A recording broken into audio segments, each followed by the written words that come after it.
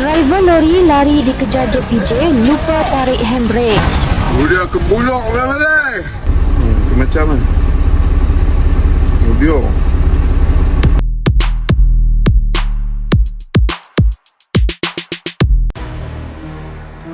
Satu video tular memaparkan aksi kejar mengejar di antara kenderaan penguatkuasa JPJ dan sebuah lori di kawasan perindustrian.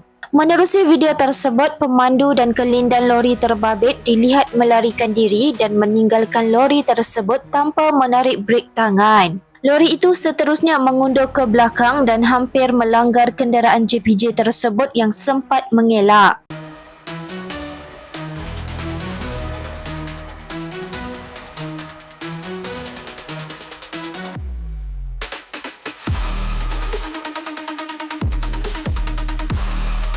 Hampir sampai dah kilang lepas ni kan. Mati lah. Macam.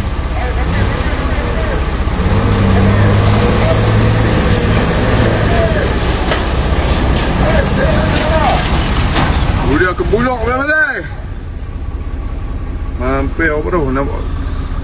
6741.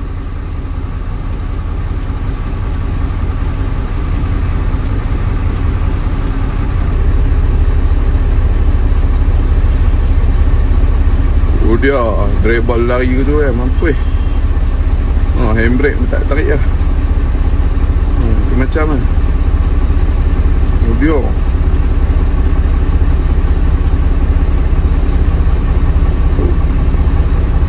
lari terus.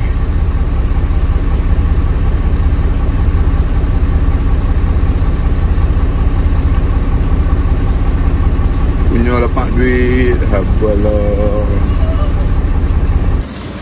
JPJ Ligan.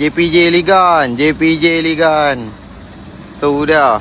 Masuk pada dalam kilang MDCU. Buatlah. Tidak belah habis sama orang tadi. Tengok, tergerak mu. Dia ligan lori ni. Lori ni driver dengan dia punya anak kecil je. Dia lepas lori tinggal, dia driver suruh lari, lori dia reward sendiri. Masuk longkang.